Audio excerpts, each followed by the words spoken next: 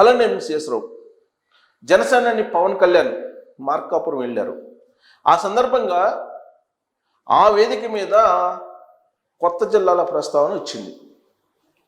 గత ఎన్నికల్లో ప్రచారం సందర్భంగా కొత్త జిల్లాల ప్రస్తావనని తీసుకువచ్చారు. అశాస్త్రీయంగా ఏర్పాటు చేసినటువంటి జిల్లాలను మళ్ళీ పునఃసమీక్షించి శాస్త్రీయబద్ధంగా జిల్లాలను సెటరేట్ చేస్తానని చెప్పి చంద్రబాబు నాయుడు గారు హామీ ఇచ్చారు. అలాంటి హామీనే పవన్ కళ్యాణ్ గారు కూడా ఇచ్చారు. సో మార్కాపురం వెళ్ళారు. ఈయన మార్కాపురంలో అక్కడ వాటర్ ప్లాంట్ని దాదాపుగా 1240 కోట్లకు పైగా విలువ చేసే దాన్ని ఓపెన్ చేశారు అక్కడ. సో అక్కడ ఆయన ప్రసంగించారు. ఆ ప్రసంగించిన తర్వాత అక్కడుండేటువంటి ప్రజలు కోరింది ఏంటంటే, అక్కడుండేటువంటి వాళ్ళు ఆయన ప్రధానంగా కోరింది ఏంటంటే, ఎన్నికలకు ముందు 2024 ఎన్నికలకు ముందు ప్రచారంలో మార్కాపురం జిల్లా అనే దాన్ని మీరు ప్రామిస్ చేశారు. మార్కాపురం జిల్లా, ఈ జిల్లాని చెయ్యాలి, మార్కాపురంని జిల్లా హెడ్ క్వార్టర్గా చేయాలి, మార్కాపురం జిల్లాని ప్రకటించాలి అని చెప్పి వాళ్ళు డిమాండ్ చేస్తున్నారు. ప్రస్తుతం ఆంధ్రప్రదేశ్లో యాక్చువల్గా ఉమ్మడి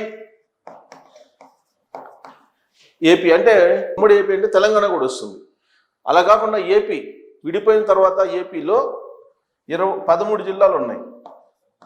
13 జిల్లాలు ఉన్నాయి విడిపోయినటువంటి ఏపీలో. సో ఉమ్మడి ఏపీ అంటే జిల్లాలు విడిపోకముందని. అలాగే తెలంగాణ సంబంధం లేకుండా నవ్యాంధ్ర అనుకోండి, నవ్యాంధ్రలో 13 జిల్లాలతో కూడినటువంటి నవ్యాంధ్ర రాష్ట్రం ఏర్పడింది. ఈ 13 జిల్లాల్ని యాక్చువల్గా 2014 నుంచి 2019 మధ్యలో చంద్రబాబు నాయుడు గారు పునర్విభజన చేయాలి అనుకున్నారు. ఆ పునర్విభజనకు సంబంధించినటువంటి కొన్ని ప్రతిపాదనలు కూడా తయారు చేశారు. ఈ లోపుగా 2019 ఎన్నికలు వచ్చాయి. ఈ ఎన్నికల్లో చంద్రబాబు నాయుడు గారు అధికారాన్ని కోల్పోయారు. దాంతో జిల్లాల పునర్వ్యవస్థీకరణ అనేది తాత్కాలికంగా కోల్డ్ స్టోరేజ్లోకి వెళ్ళిపోయింది అనుకున్నారు. కానీ జగన్మోహన్ రెడ్డి గారు ఎన్నికలకు ముందు 2024 ఎన్నికలకు ముందు ఆయన 26 జిల్లాలని ప్రకటించారు. 26 జిల్లాలు. అసలు యాక్చువల్గా అనుకున్నది ఏంటంటే, పార్లమెంటు నియోజకవర్గానికి ఒక జిల్లాని అనౌన్స్ చేయాలి, ఆ పార్లమెంటు నియోజకవర్గం యూనిట్గా తీసుకొని జిల్లాల్ని పునర్వ్యవస్థీకరించాలి అనుకున్నారు. సో అక్కడ ఉండేది 25 లోక్సభ స్థానాలు. ఈ 25 లోక్సభ స్థానాలకు సంబంధించి 25 జిల్లాలని అనౌన్స్ చేయాలనుకున్నారు. కానీ అక్కడ ఎస్టీలకు సంబంధించి ఒకటి అరకు యాడ్ చేశారు. దాంతో 26 జిల్లాలు ఏర్పడ్డాయి. అయితే ఈ 26 జిల్లాలకు సంబంధించి ఆ జిల్లాల్లో ఏ నియోజకవర్గాల్ని ఉంచాలి, ఏ మండలాలను ఉంచాలి అనే దాని మీద కన్ఫ్యూజన్, చాలా తర్జన భర్జన జరిగింది. ఆ తర్జన భర్జన జరిగిన తర్వాత 26 జిల్లాలని ఏర్పాటు చేశారు. కాకపోతే దాంట్లో అబ్జెక్షన్స్ చాలా ఉన్నాయి. జిల్లా హెడ్ క్వార్టర్కి లేదంటే నియోజకవర్గ సెంటర్కి దగ్గరగా ఉండేటువంటి వాటిని కూడా వేరే జిల్లాల్లోకి వేసేసారు. అలాగే మార్కాపురం అనేది ఒక జిల్లాగా ఏర్పాటు చేయాలనేది చాలా కాలంగా వాళ్ళు డిమాండ్ చేస్తున్నారు. ప్రకాశం జిల్లా పశ్చిమ ప్రాంతాన్ని ఒక జిల్లాగా ఏర్పాటు చేయాలి అనేది, జిల్లా హెడ్ క్వార్టర్ చేయాలి, మార్కాపురాన్ని జిల్లా హెడ్ క్వార్టర్ చేయాలి అనేది చాలా కాలంగా ఉంది. సో కాబట్టి దీన్ని పునర్వ్యవస్థీకరించాలి అనేది చాలా డిమాండ్స్ ఉన్నాయి.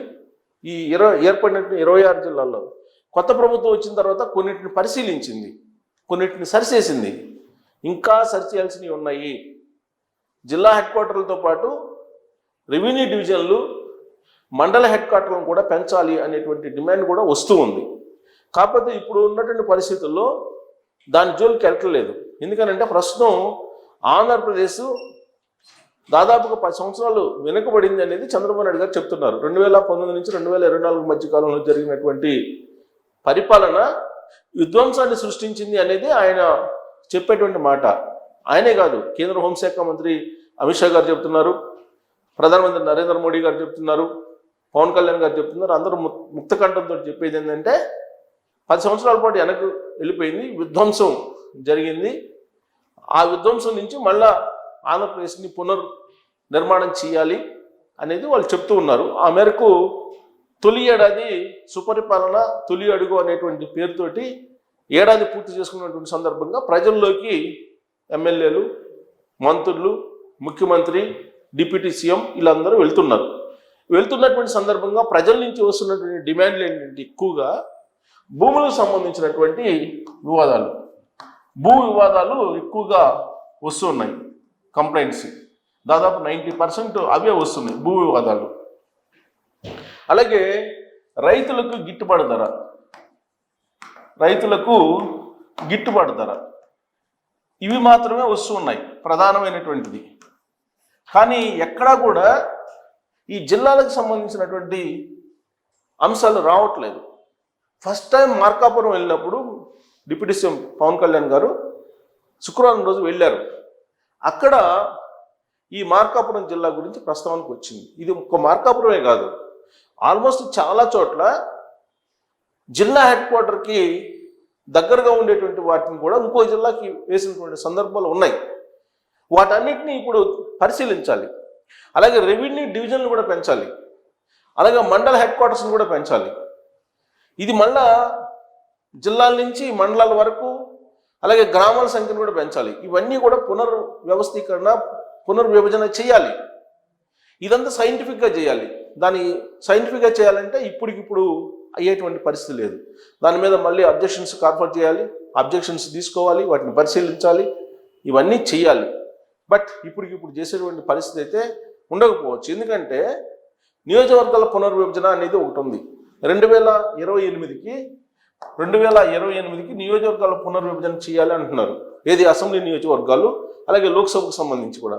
ఇప్పుడున్నటువంటి అసెంబ్లీ నియోజకవర్గాలు అలాగే లోక్సభ నియోజకవర్గాలు పునర్విభజన జరిగేటువంటి అవకాశం ఉంది ఏపీలో. అది జరిగిన తర్వాత వీటి యొక్క శాస్త్రీయ భద్రతతో కూడినటువంటి పునర్విభజన జరిగే అవకాశం లేదు. ప్రస్తుతం మనకు ఆంధ్రప్రదేశ్లో ఉన్నటువంటి అసెంబ్లీ నియోజకవర్గాలు 175, ఇవి 225 అయ్యే అవకాశం ఉంది అని అంటున్నారు. 225, 250 అయ్యే అవకాశం ఉందని అంటున్నారు. ఆల్మోస్ట్ అంటే నియోజకవర్గాల అనే పాపులేషన్ బట్టి దానికి ఏ విధంగా చేయాలి బెంచ్ మార్క్ అనేది ఇంకా వాళ్ళు ఫైనలైజ్ చేయలేదు.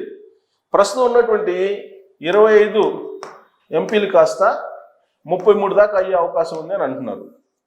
సో కాబట్టి ఈ నియోజకవర్గాల పునర్విభజన, లోక్సభకు సంబంధించిన పునర్విభజన, నియోజకవర్గాల పునర్విభజన ఇవన్నీ అయిన తర్వాత అప్పుడు ఈ జిల్లాలకు సంబంధించినటువంటి వ్యవహారం వెళ్ళేటువంటి అవకాశం లేదు.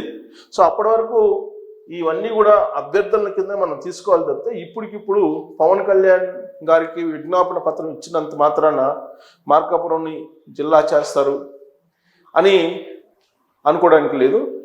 బట్ ఖచ్చితంగా సైంటిఫిక్గా జిల్లాల పునర్విభజన ఉండేటువంటి అవకాశం ఉంది. ఈ మధ్యకాలంలో జిల్లాల పునర్విభజనని ఒక చార్ట్ ఒకటి సోషల్ మీడియాలో వైరల్ అవుతుంది.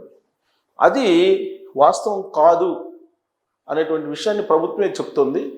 సో అఫీషియల్గా గెజిట్ ఇచ్చేంత వరకు కూడా ఈ శాస్త్రీయబద్ధమైనటువంటి పునర్విభజన తాలూకు మ్యాప్ని మనం నమ్మడానికి లేదు.